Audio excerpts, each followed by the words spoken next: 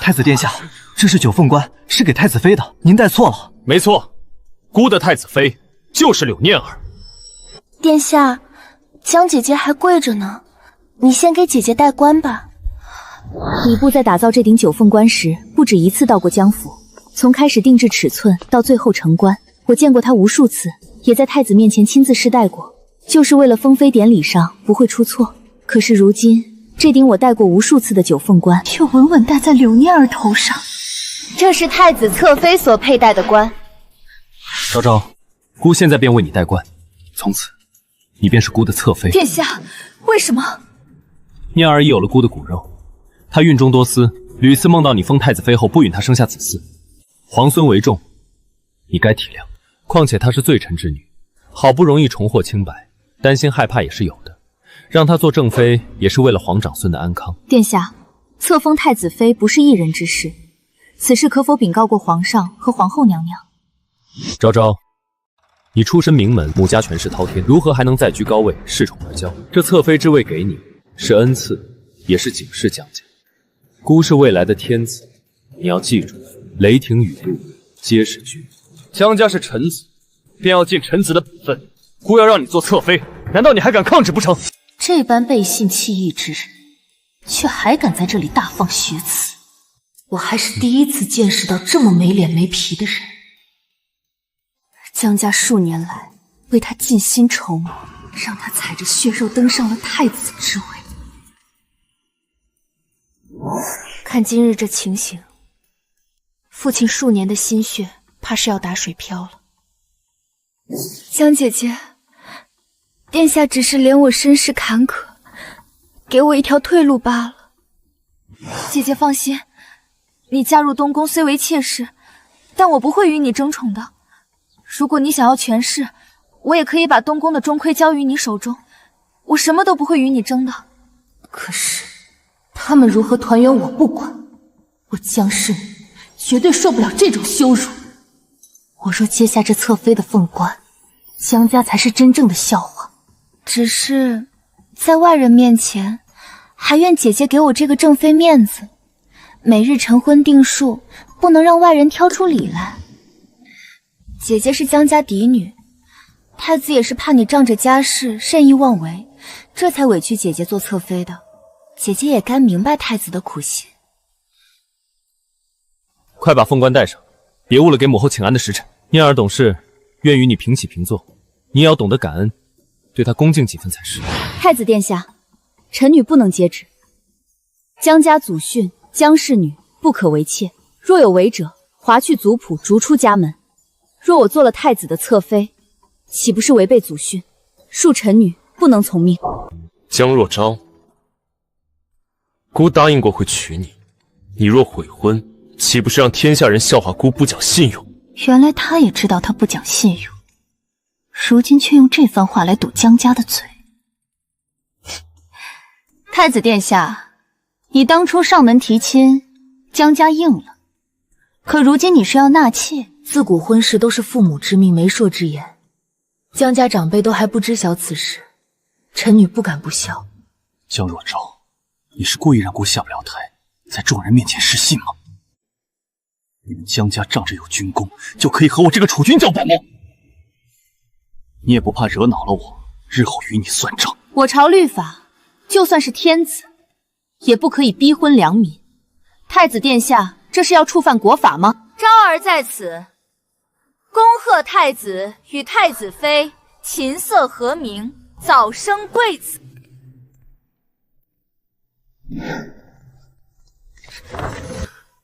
江若昭，孤勸你不要意氣用事，今日可是冊封太子妃的典禮，你當着這麼多人的面悔婚，以後還想入東宮的門？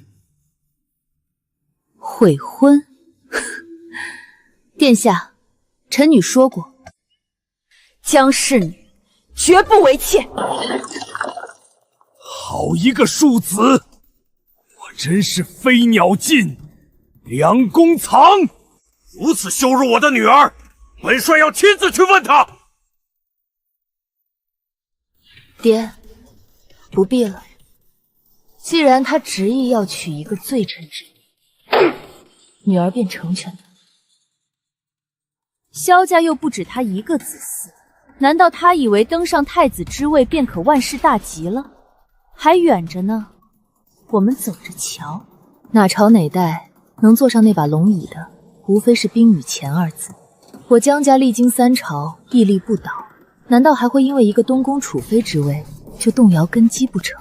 蕭時安是因為做了爹的女婿，才摸到了東宮的門檻。如今他要自尋死路，我們難道還攔着他？太子說讓小姐端莊大度，有容人之量什麼的。容人之量，我倒要看看離了江家，他萧时安要怎么坐穩这个太子之位。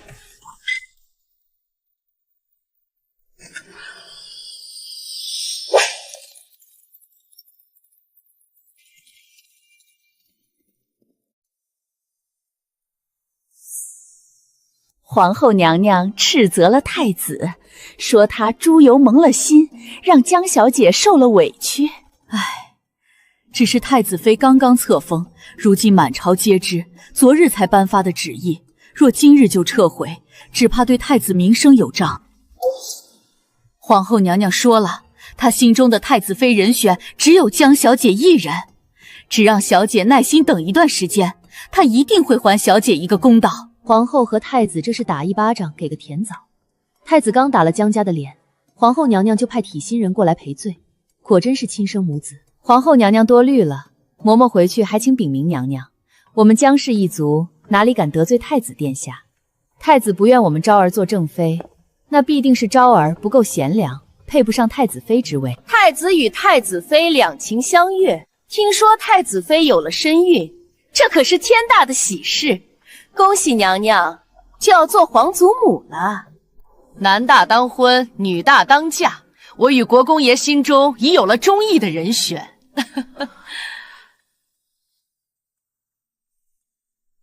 想讓江家護着太子，又要打江家的臉，天底下哪裡有那麼好的事？難道以為鎮國公府是什麼小門小戶，給個甜棗就暈了頭不成？我看你是昏了頭了。江家是什麼門第？江若昭是你父皇選定的兒媳，你敢讓她做側妃？母後，兒臣是儲君，立誰做太子妃與他人何干？江家再厲害也是臣子，給江若昭一個側妃之位有何不可？太子側妃也比旁人的正妻高貴，江若昭竟還敢怨懟。皇後娘娘，都是臣妾的錯，太子殿下也是為了皇孫着想。若是那江若昭做了正妃，如何能容忍臣妾生下長子？如今京中的權貴高門不知有多活絡，都趕着去江家提親。本宮不管你去求也好，哄也罷，一定要把江若昭娶進門。我怎麼就生了你這麼個蠢貨？為了一個罪臣之女做下這種蠢事。母後，都是念兒的錯，請再給念兒一個機會，念兒一定想辦法求江姐姐原諒的。就算讓出正妃之位，念兒也毫無怨言。沒過幾日，柳念兒就在東宮設宴，以太子妃的身份宴請命婦。江家也在宴請名單之列。若不想去，稱病便是。他這樣的人，難道我還躲着不成？我是江氏的女兒，何懼他一個罪臣之女？就算是太子妃，又能如何？好，果然是本帥的女兒。哈哈哈哈哈哈！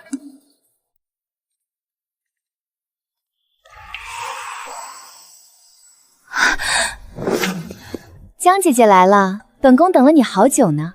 前日番邦進貢了一批珠寶首飾，我看到這隻寶簪，便覺得適合姐姐，特地向太子求來，給姐姐賠罪。是價值連城的好東西，只是太過輕薄，不是我素來喜歡的樣式。姐姐今日這身衣裳，襯這簪子最合適。這簪子若非賞給姐姐，還不知何人配得上呢。謝太子妃賞，只是我平日裡不愛戴這些東西，髮間佩戴的都是祖母與母親所賜，未免浪費了娘娘一番好心，還是賜給別人吧。封妃之事是姑魯莽了，這簪子便當做姑給你的賠罪。姑親自為你穿戴，可好？信我一次，姑絕不負你。謝太子殿下賞。可是男女有別，臣女有婚約在身，不能佩戴外男所赠之物。若让臣女的未婚夫婿知晓，岂不是徒生嫌隙？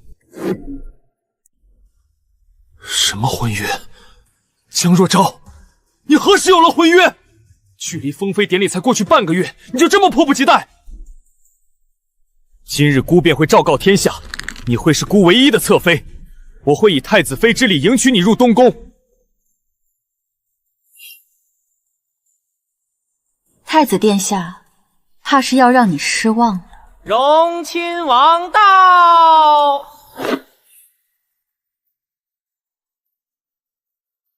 江小姐莫要多禮。石安，过些日子，江姑娘就要与我成亲，你也该唤一声嬸嬸才是。皇叔，什么婶婶？本王已经派人下聘，你遲早都要叫的。我与昭儿已合了庚帖，如今皇兄也已知曉，親自為我定下了婚期。再過1個月，昭兒便是我的王妃，你的嫡親嬸嬸。這般輕浮的樣式，如何配得上鎮國公嫡女？來人，取母後的鳳簪。我們這麼多年的情分，就因為一個正妃之位，你便要悔婚嫁給皇叔？他能給你什麼？你若嫁給我，一人之下而已，尊榮富貴豈非唾手可得？若昭，你何時變得如此愛慕虛榮，心心念念只有權位？情分，我以為太子殿下早就忘了。你背信棄義，將江氏一族的顏面踩在腳下，還與我談情分。殿下，從你把九鳳冠遞給柳念兒的那天，我江家與你再無任何情分可言。鳳簪到。這是先太后生前的東西，臨去時，她下旨全都留給了年方10歲的幼子，也算是對榮親王的一種庇佑。可如今，蕭燕卻要把這樣尊貴的東西轉贈於我。殿下，這是先太后遺物，臣女怎能僭越？母後的簪子是要留給兒媳的，昭兒是自家人，如何能算僭越？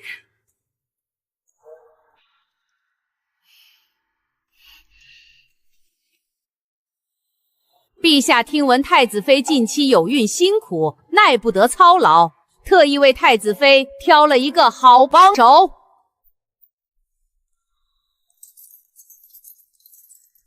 這女子正是太子乳母的女兒玉洛。玉洛與太子也算是青梅竹馬，又在皇後娘娘身邊服侍多年，宮規禮儀都熟悉。且她是清白出身，做個側妃也不差的。日後幫太子妃打理東宮，豈不是兩全其美？天子身體不好，自從立了太子，就一心在東院休養，如今竟然下旨干涉了兒子後院的事。三言兩語幫太子挑好了側妃，還是皇後娘娘身邊的人。這一下，側妃不但身份比柳念兒清白，還是皇帝欽點的，哪裡還有柳念兒的事？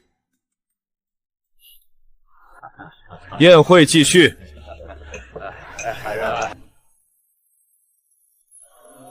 聽說了嗎？宮宴結束後，滿京城都傳遍了，江家嫡女與榮親王即將成婚。還有一件事呢，天子在宮宴上親賜了一位太子側妃，已經擇了吉期，準備抬入東宮了。玉洛嫁入東宮那日，熱鬧非凡。因乳母撫育太子有功，早就封了誥命，且乳母只有玉洛一個女兒，恨不得將整個府邸都給玉洛搬去當嫁妝。婚禮辦得不比任何一個京城豪門遜色。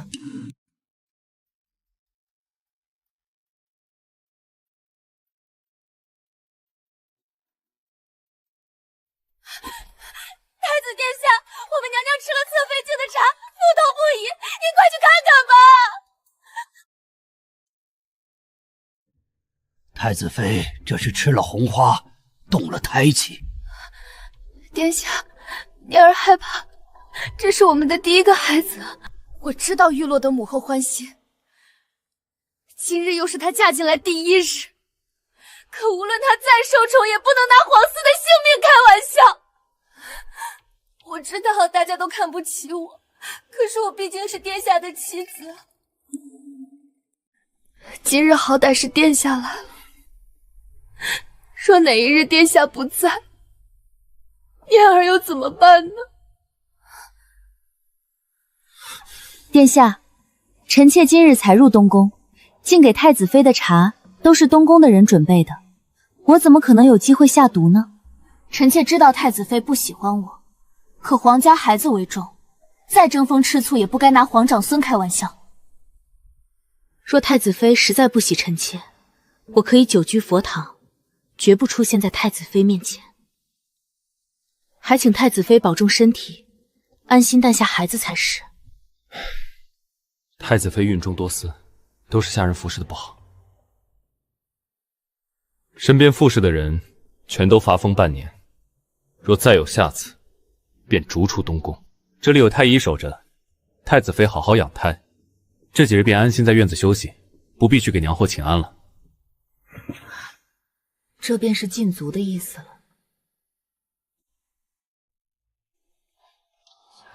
听說了嗎？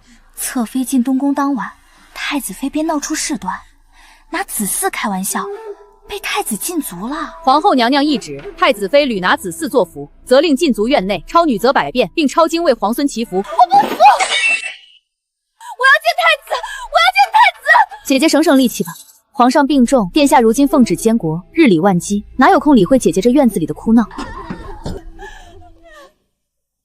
鄭國公稱病不上朝，那幫武將就全都跪在地上裝死，說邊防之事不敢應承，非要等鄭國公病好了再議。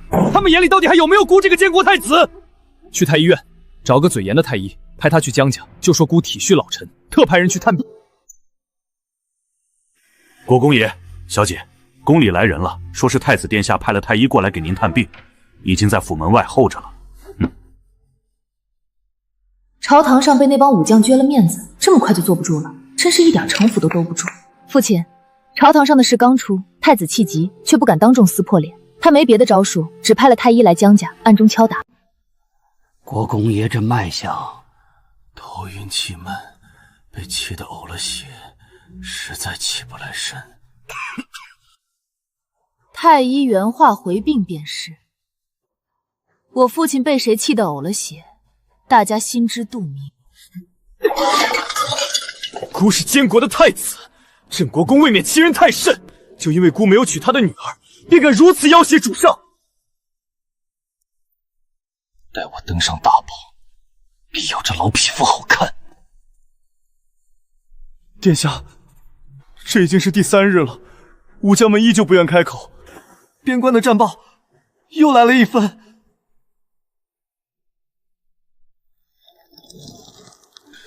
去庫房拿補品，備車。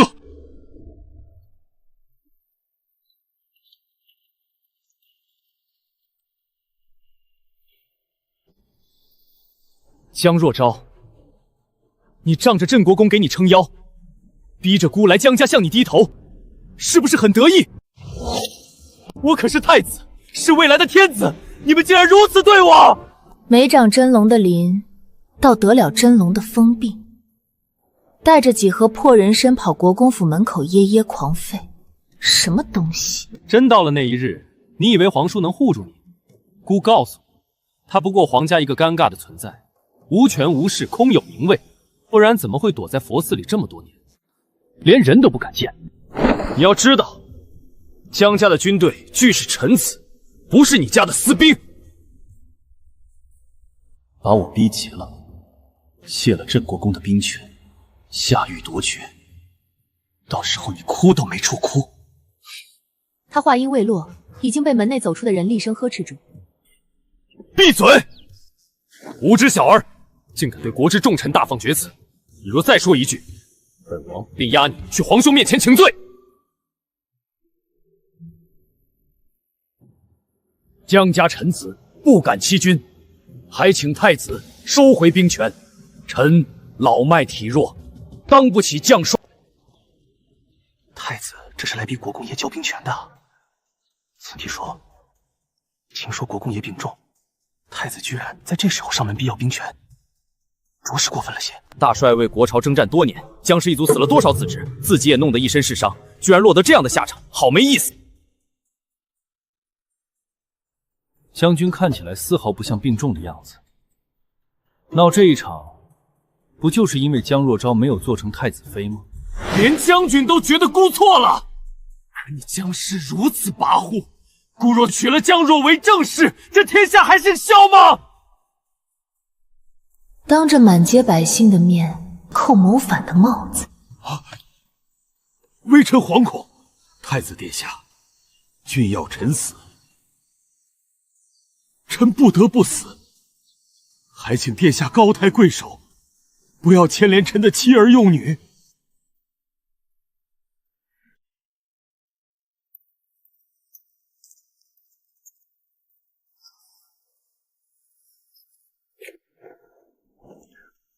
国公也是国之柱石，太子无知，您何須與他置氣？來人，把陛下的賞賜端上來。這千年人參是陛下聽聞國公爺病重，親自賞下的。他說您年紀也大了，又因為舊傷3災6病，皇兄身子不好，無法親自前來探望，特地下旨讓本王來一趟。天恩浩大，微臣唯有以死相報。不過一個正妃之位，倒讓你們鬧得天翻地覆。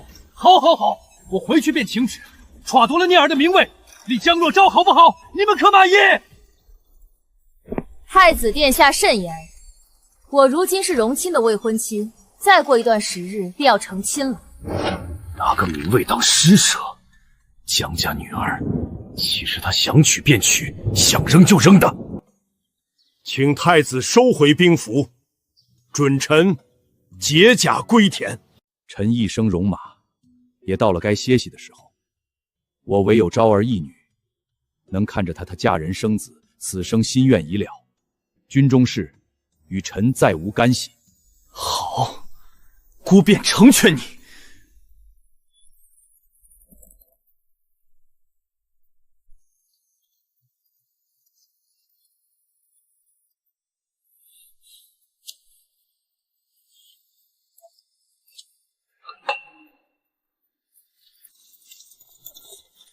小姐，太子以探病為名奪了鎮國公兵權一事，震驚朝野。今日武將在大朝會上吵翻了天，紛紛鬧着要上奏天子，說太子失德，寒了邊關將士之心。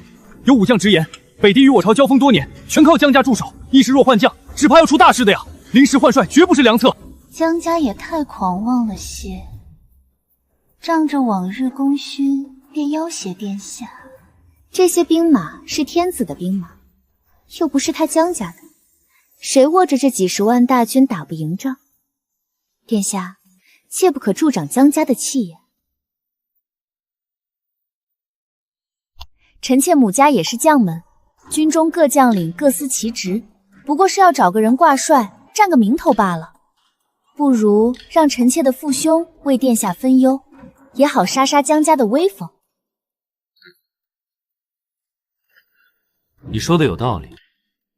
是該讓江家吃點苦的，要讓他們知道，姑也不是非他江家不可。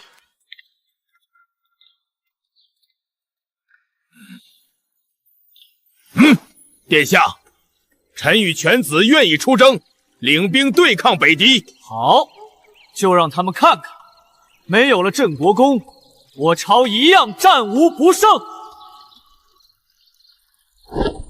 拿塊破銅爛鐵就想去號令邊關那群吃血肉長大的狼崽子，這柳家婦女的腦子怕是進水了。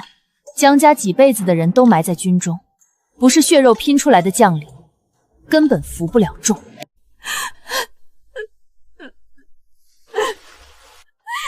下，我父親毫無作戰經驗，到了邊關水土不服才病倒的。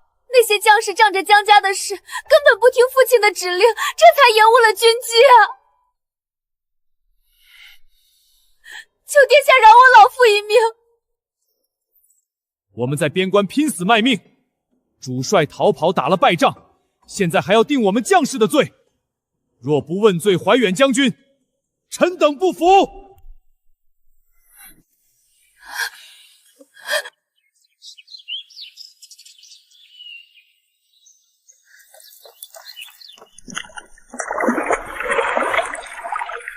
小姐，东宫那边的處置定下了。太子妃先是脱簪跪在东院门口，見不到皇上，又去皇後宮門前哭，最後跪在太子面前哭得不能自已。武將們在朝堂上炸了鍋，可太子偏袒柳家，竟然真把臨陣脫逃的死罪壓下去了。几十萬大軍的命，抵不過狐妹子的幾滴貓念。蕭時安這蠢貨，算是把軍中心寒透了。若不是國公爺不放心，请旨將世子派了過去，這北狄人的鐵騎早就踏過長城了。早做打算，我那哥哥在邊關守着真正的底牌。蕭時安拿着一塊空鐵牌子，滿朝武將統統告病，連馬都騎不動，他拿頭去打仗。無妨，武將盡忠，無非死國。君要臣死，難道我還能抗命不成？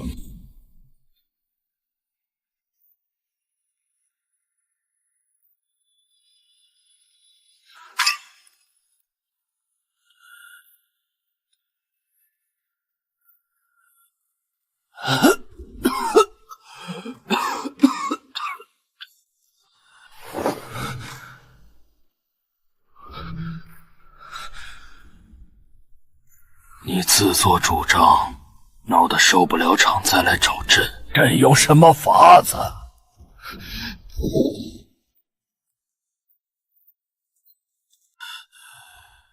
荣親王怎麼看？太子初次監理國政，大概不知江家在軍中的重要性。此戰若無鎮國公領兵，怕是要出大事。難道太子要為了一己私欲，置家國於不顧嗎？要不還是讓懷遠將軍去，他可以將功補過嗎？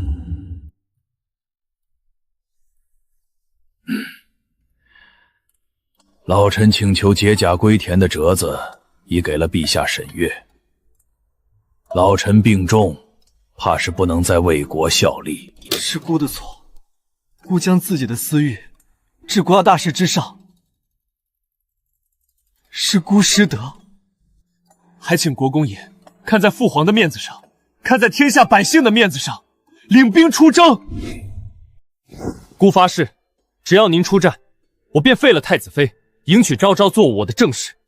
只要您出戰，我便讓昭昭以正妻的身份入主東宮。我對他這般行徑嗤之以鼻，若真信了他的鬼話，那才是死無葬身之地。太子是儲君，這一跪，父親如何敢當？快快起來！臣女已有婚約，哪怕是殿下廢了太子妃，臣女也不能嫁過去啊。江家也不會把我送過去的。要孤如何，國公爺才能出戰？唉，臣雖老弱，卻也不敢不為國盡忠。只是懷遠將軍身為大帥，臨陣脫逃，視將士們性命如無物，若只發幾年俸祿，怎能服眾？日後要將士們如何替陛下賣命呢？如此不公，只怕會傷了沙場征戰之人的心啊！軍中不該有此等不平。柳家父子臨陣脫逃，按律當死。秋後處斬，抄沒全家，男丁流放寧古土，女眷充作官妓。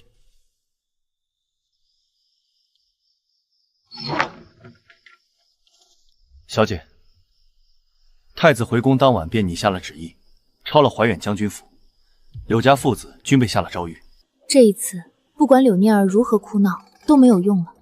當晚，大內傳出消息，太子妃受刺激過度，在東宮小產了。太子失德，被天子下旨禁足東宮，又命榮親王主理內外事。國公爺重新領了兵符出征，前線捷報，這一戰打得慘烈，但因為大帥與世子經驗老道，終於將北狄重創退回了草原，力保未來10年都不敢再犯。拿老丈人一家祭天，連沒出生的種都沒保住，就為了保那張搖搖晃。然而仗還未打完，他又開始作起了妖。因為柳念兒抱着孩子的襁褓苦苦哀求，瘋魔一般，他終究不忍心，答應了太子妃救他父親一命。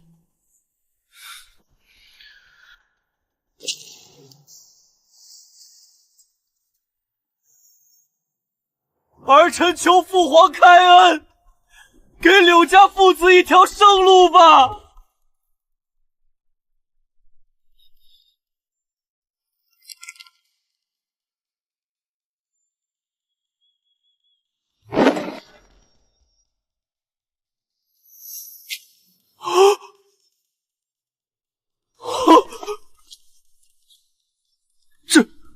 太子人弱，下不了决定，本王帮太子处置了。皇叔，孤是太子，孤还未下令，你怎么敢对朝廷重臣下手？陛下有旨，让本王监国。太子若有疑虑，便去找陛下理论。皇上病重，撑了这些日子早已是强弩之末，在听到太子今日的所作所为后，吐了一大口血。是朕没有教好他，落到如此误国误家的地步。阿燕，母后当初便说过，你最像先帝，杀伐果断，让我好生抚育你。可朕与皇后却为了亲生儿子，与你去了佛寺，是朕误了你。皇兄说什么？太子不好，皇兄慢慢教便是，何出此言呢？不，太子昏庸，当不得天子。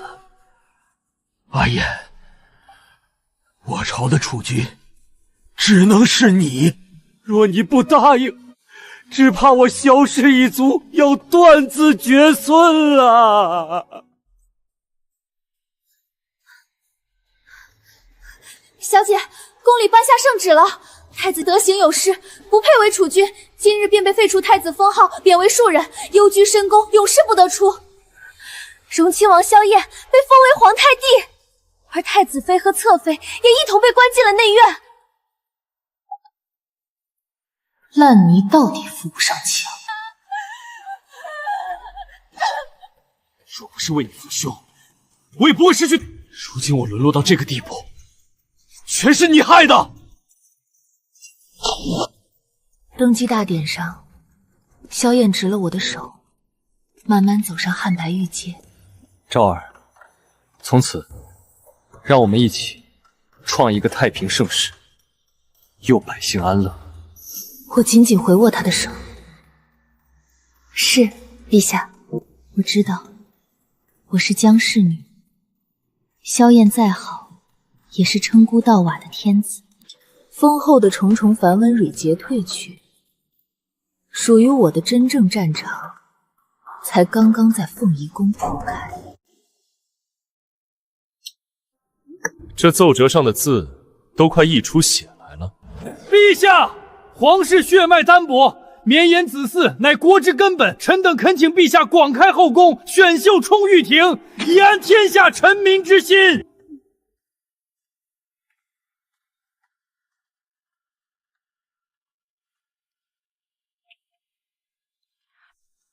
娘娘，前朝傳來消息，御史台的幾位大人聯名上書了。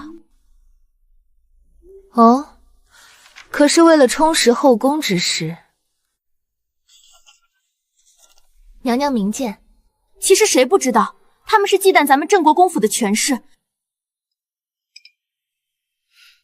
忌憚是正常的，天子之榻，豈容他人酣睡？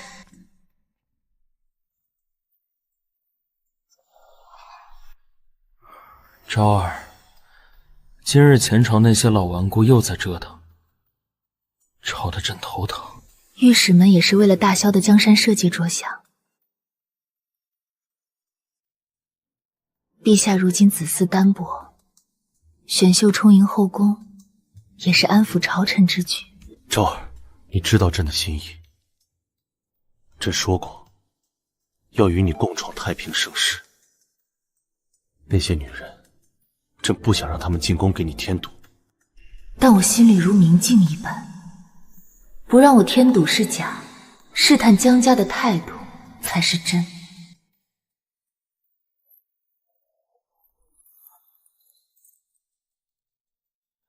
後宮不可干政，但臣妾身為皇後，理應母儀天下。廣開後宮，延綿子嗣，是臣妾的職責。陛下若因臣妾而拒諫，臣妾豈不成了史書上的妒婦？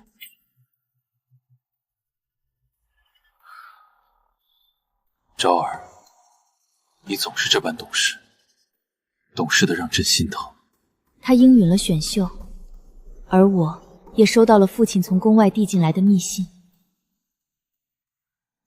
密信上的內容只有寥寥數語，卻重若輕重。北狄已退，邊關10年無虞。江家功高震主，回复決議，在下個月的大朝會上正式上交兵符，辭去鎮國公之位，交由你兄長承襲一個虛銜。我看着那封信，長長的舒了一口氣。父親和我一樣清醒，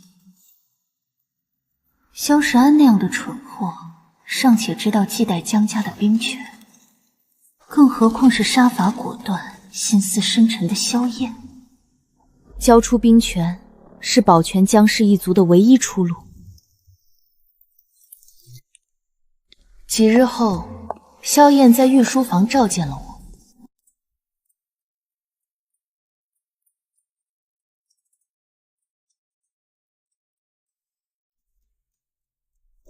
昭兒，鎮國公這奏折你可知情？臣妾知情。父親年邁，舊傷頻發，北狄一戰也耗盡了他最後的心血。如今四海平定，父親唯願卸甲歸田，含飴萬孫，還望陛下成全父親一片忠心。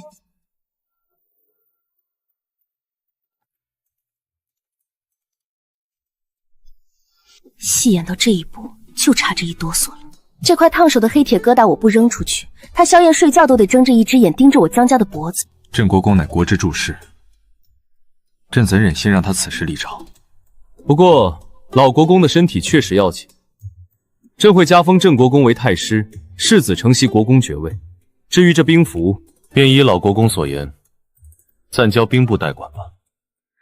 臣妾代父親謝陛下隆恩。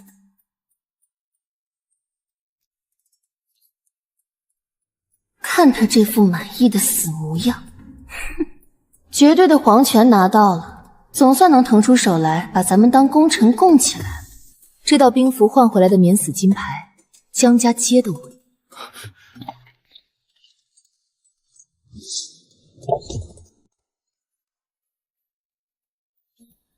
娘娘，兵权交接的第2日，選秀了旨就頒布下去了。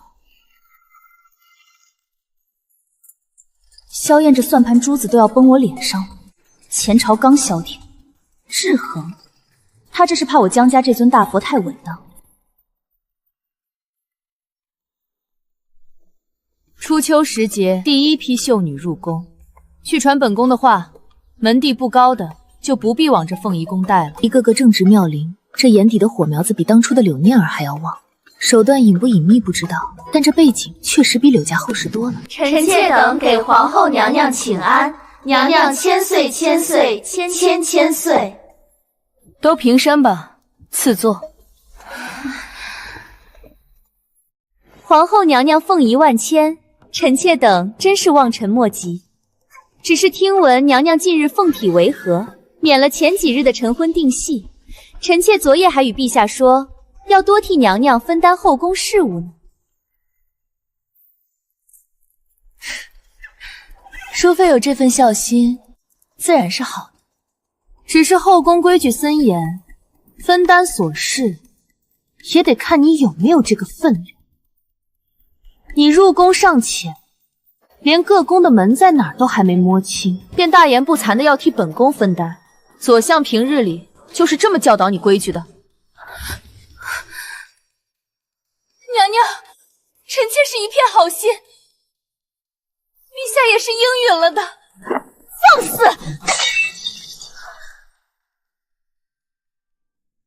陛下在前天日理萬機，你不想着如何伺候陛下安寢，反倒拿陛下的隨口之言來鳳儀宮壓本宮。江家叫我的是當家主母的氣度，你若想學，本宮可以派2個教養嬷嬷去你宫裡，好好教教你什麼是尊卑上下。王淑妃被我通身的气势镇住，原本的嚣张气焰瞬間熄滅，蒼白着臉跪在地上，捏乳着不敢再顶嘴。臣妾知罪，求娘娘恕罪。本宫不管你们在前朝有什麼家世，進了這後宮，便只有陛下的妃妾這一個身份。安分守己者，本宮保你們榮華富貴。若敢生出什麼不該有的心思，東宮那個柳念兒就是你們的下場。我知道，這只是個開始。只要前朝的利益糾葛還在，後宮的硝煙就永遠不會停止。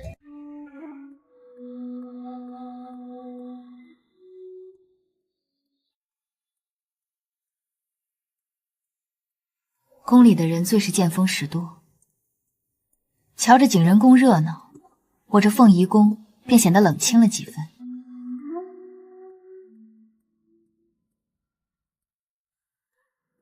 娘娘，那王氏分明是装病邀宠，陛下竟也由着他。今日内务府送來的段子，竟先把尖貨挑去了景仁宮，真是反了天了。急什麼？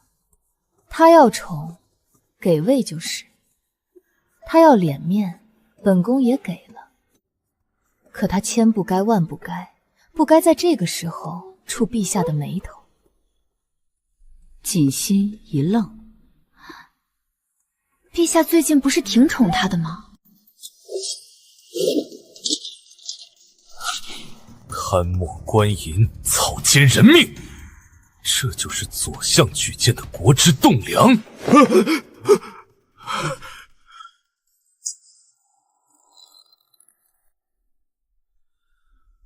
昭兒，王家已经快把這大小的吏部變成他自家的後花園了。王家世代簪翎，難免有些自珍。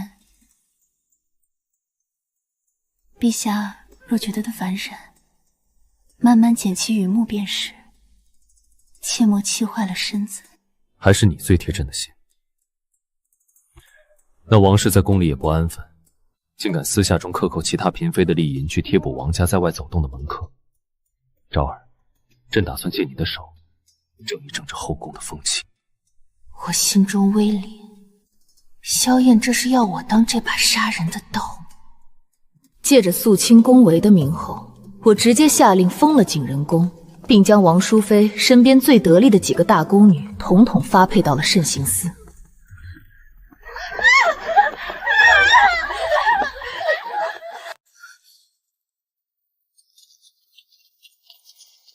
若昭，你凭什么扫我的宫？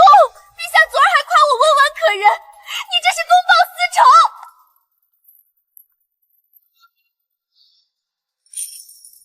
公報私仇？淑妃，你私自挪用宮內公款，資助你兄長王大公子在京中結交黨羽，更有甚者，還與宮外勾結，買賣官職。這一樁樁一件件，哪一個不是滅門的死罪？要想人不知，除非己莫為。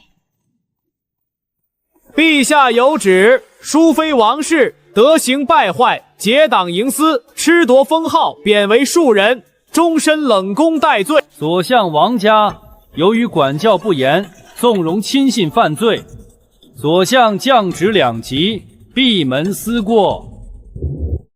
這一仗我贏得乾淨利落，也讓後宮眾人看清了，哪怕我江家交了兵權，我江若昭依然是這後宮唯一的主人。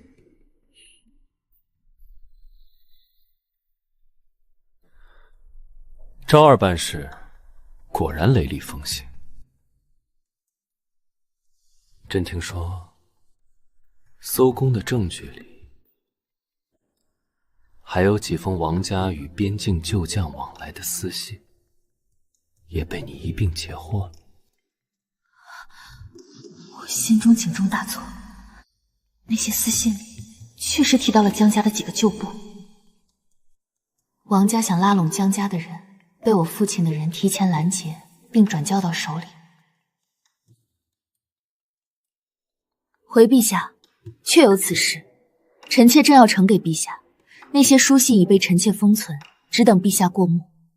江家舊部對陛下忠心耿耿，王家此舉分明是想见江家于不義，臣妾不敢擅專。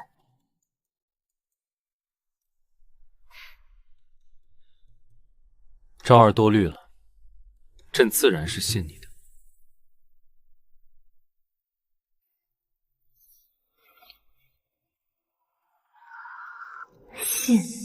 信个屁！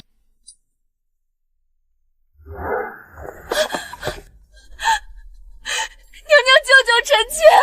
陛下，他昨夜在臣妾宫中，竟然在夢中喊着柳念儿的名字，醒来後非說臣妾長得像柳念兒，還讓臣妾穿上柳念兒以前在東宮穿過的衣服。柳念兒，那個在東宮被推進水裡泡爛了的貨色。蕭燕當初親手宰了柳家滿門，現在得裝起情聖來了。謹心送昭儀回去。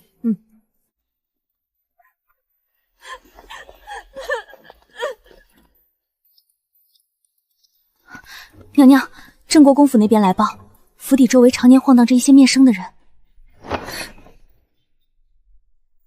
是蕭燕的隱衛，我爹都把兵權吐出來了，他還是不放心。什麼溫潤如玉的皇叔，撕了那層皮，底下就是只吃人不吐骨肉的狼，想拿我江家當磨刀石，也得看他的牙夠不夠硬。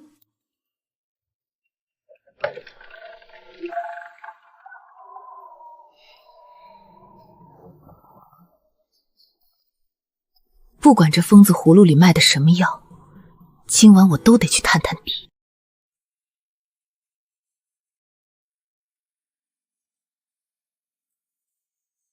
陛下還沒歇息。昭兒，你來了。你還記得柳念兒嗎？記得，一個不自量力、跳梁小丑般的女子，陛下提她做甚？是啊，她是不自量力，可她也是這世上唯一一個，哪怕我是個無權無勢的落魄皇叔，也敢真心實意想嫁給我的人。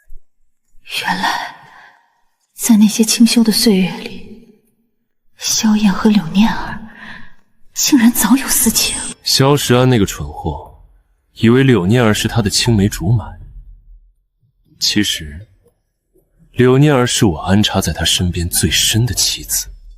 可我沒想到，他竟然真的愛上了蕭時安，還懷了他的孩子，所以必須殺了他，必須殺了王家父子！昭兒，你不一樣，你是江家的女兒，你嫁給我是為了家族，為了皇後之位。你清醒理智，手段狠辣，你和我才是一類人。可我有時候真的好懷念那個被我親手毀掉的蠢貨。我看着眼前這個瘋狂而陌生男人，只覺得脊背發涼。我們之間那層溫情脈脈的假面，在這一刻被他親手撕得粉碎。臣妾與陛下自然是一類人。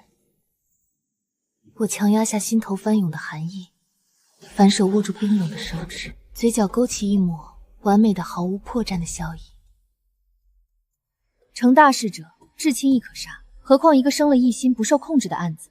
陛下殺了他，既斷了蕭時安的臂臂，又除了心頭隱患，這才是真正的帝王手段。至於懷念，不過是高處不勝寒時，一點微不足道的消遣罷了。陛下若真捨不得，怎會容臣妾在這鳳儀宮中安睡？昭兒，朕就知道，這滿朝文武，後宮3000，唯有你最懂朕。江家危險了。蕭燕連自己曾經安插的，甚至動過一絲真情的案子，都能眼都不眨的挫骨揚灰，連親侄子都能算計到家破人亡，他怎麼可能真正放過功高震主的江家？交出兵符，只能換來一時的苟延殘喘。一旦他騰出手來，江氏一族必將死無葬身之地。我借着賞賜母親生辰禮的名義，那個裝滿奇珍異寶的紫檀木匣子底下，刻着唯有江家和子弟才能看懂的密文。我那哥哥得化名为暗了。萧燕手里那块玄铁是冷的，可我江家在北境流的血是热的。那些将士認的是江家的旗，絕非一塊冷冰冰的銅符。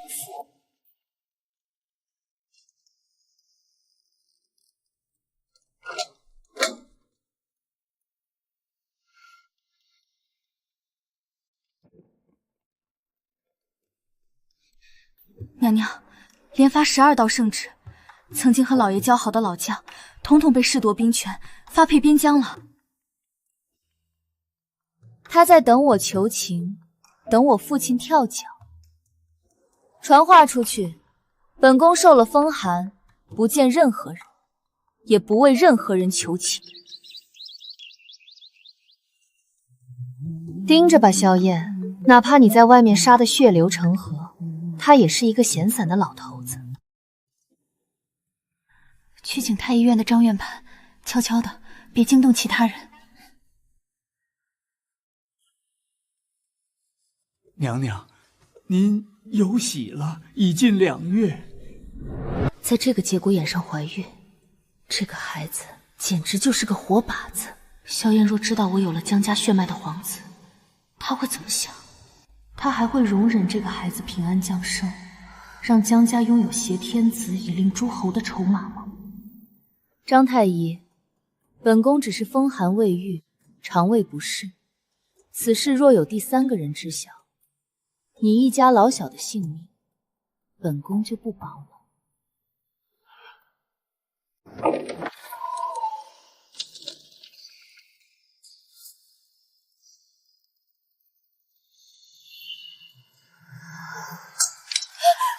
人呐！昭仪娘娘宣教了！死的時候身上還穿着柳念兒的舊衣，外頭都說昭儀是衝撞了邪祟，被勾了魂去。邪祟？蕭燕就是那頭最大的邪祟。李昭儀的爹管着國庫，蕭燕這是要動戶部了。拿個活生生的人當耗材，逼瘋了再隨手扔掉。蕭燕這手借刀殺人玩得真溜，他是個絕佳的獵手，從來不留無用的活口。臣妾給皇後娘娘請安。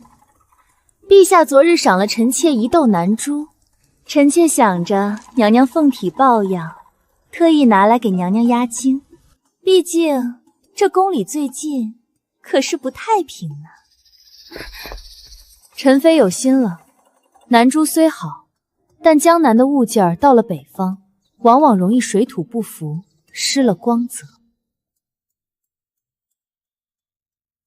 臣妃初來乍到，還是要多留心腳下的路，別一腳踩空，連本帶利都折了進去。別一腳踩空。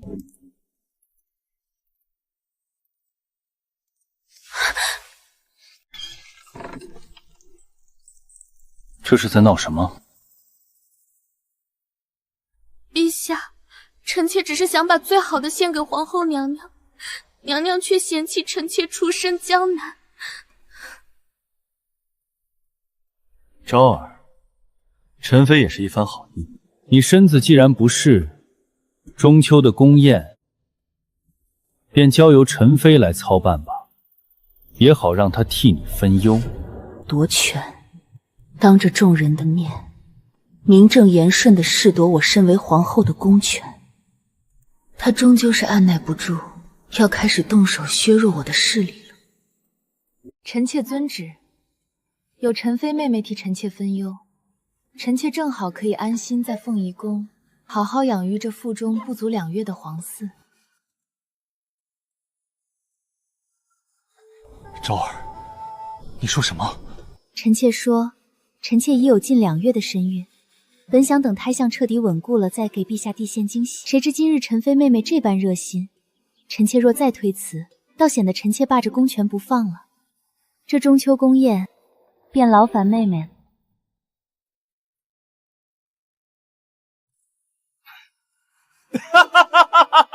好，皇后有喜，乃是大蕭之福，是朕之福。陈妃，皇后既然有孕在身，需要静养。这公权暂且还是由凤儀宫的大宫女协同内务府打理，你资历尚淺，办好你自己的差事就行了。退下。江若昭，你怀了朕的孩子，为何瞒着朕？若不是今日正式相逼，你打算瞒到什么时候？瞒到胎相稳固，瞒到天下皆知。陛下，臣妾若不当众宣扬，这孩子能平安生下来吗？你什么意思？你觉得朕会杀自己的亲骨肉？陛下连与自己有旧情的女人都能毫不留情地抹杀，臣妾腹中这個帶着一半江家血脈的孩子，在陛下眼裡，恐怕不是骨肉，而是催命符吧。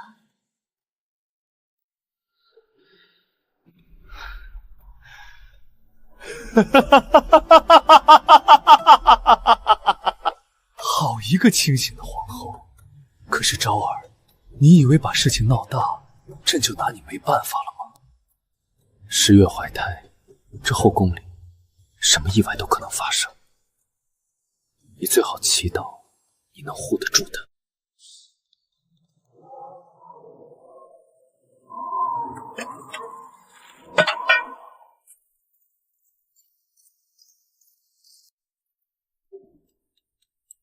银針未變，但藥粉遇水即化。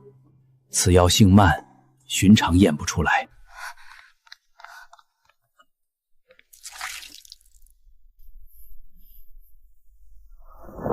拿着黑疙瘩玩意兒當寶供着，蕭燕這是恨不得我明天就睡死在榻上。他想看我虛，我就演給他看。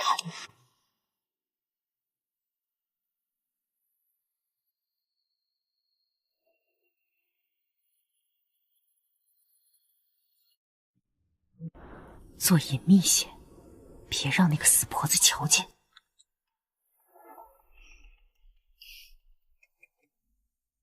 此香單獨聞無礙，若遇麝香，便會散發出異味，且讓人渾身起紅疹。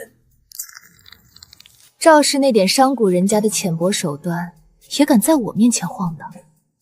想借蕭燕的手除掉我，那我就送你個大禮。這後宮的請安大禮，我也該回一份。我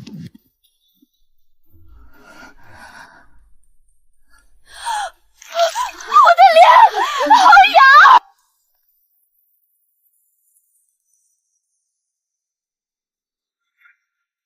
臣妃趙氏謀害皇嗣，構陷皇後，褫奪封號，打入冷宮。陛下聖明，臣妾代腹中皇兒謝陛下做主。除掉趙宸妃，只是給蕭燕的一個警告。朝中能征善戰的將領，幾乎全都是我父親帶出來的。蕭燕，雖然一直在削弱江家舊部的勢力，但北境傳來的消息卻讓他不得不投鼠忌戒。北狄部落有重新集結的意圖。因為我有孕在身，蕭燕克許我只需露個面便可回宮歇息。救駕！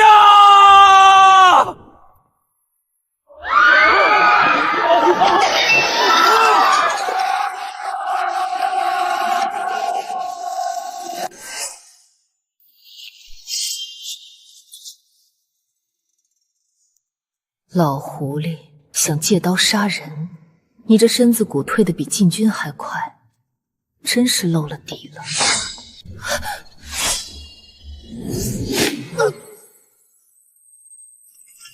陛下受驚了，好在父親心疼臣妾，早年讓錦心跟着軍中教頭學了幾手防身的功夫，否則今日一屍兩命，大蕭的皇嗣可就要斷了。皇后受驚了，朕必定徹查此事。臣妾身子乏了，先行告退。這前朝後宮的安雜事，臣妾懶得管。但若有人再敢打臣妾腹中這塊肉的主意，臣妾保證定讓他滿门抄斬，九族皆滅。这句狠话是说给那些别有用心的大臣听的，更是说给萧燕听的。但我知道，从今夜起，直到这个孩子平安降生，他都不敢再轻舉妄動。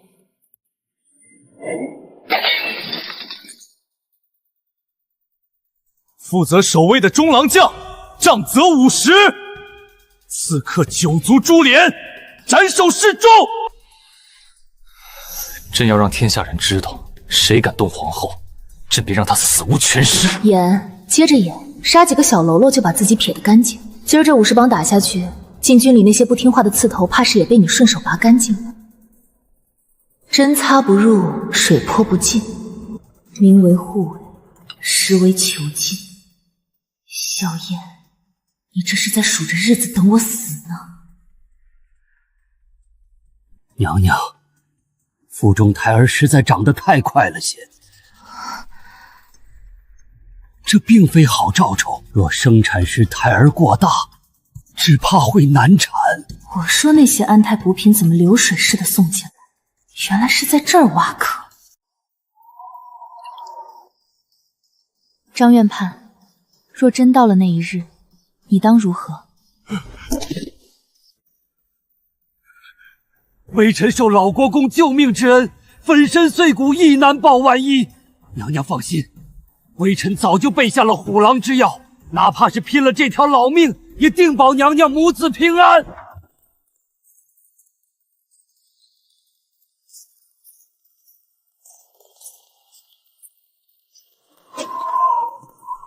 太医呢？稳妇呢？怎麼還沒生下來？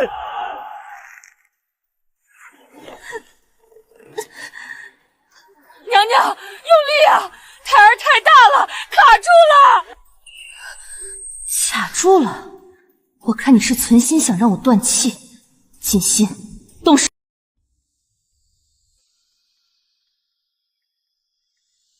收起你那些見不得人的心思。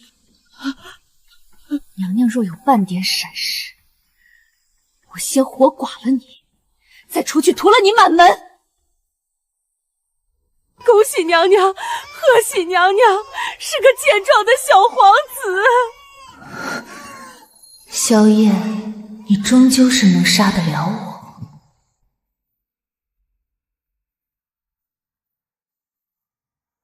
我的兒子剛滿月便成了這大蕭的儲君。這萬里江山，這錦繡盛世，從今往後，便是我江若昭的。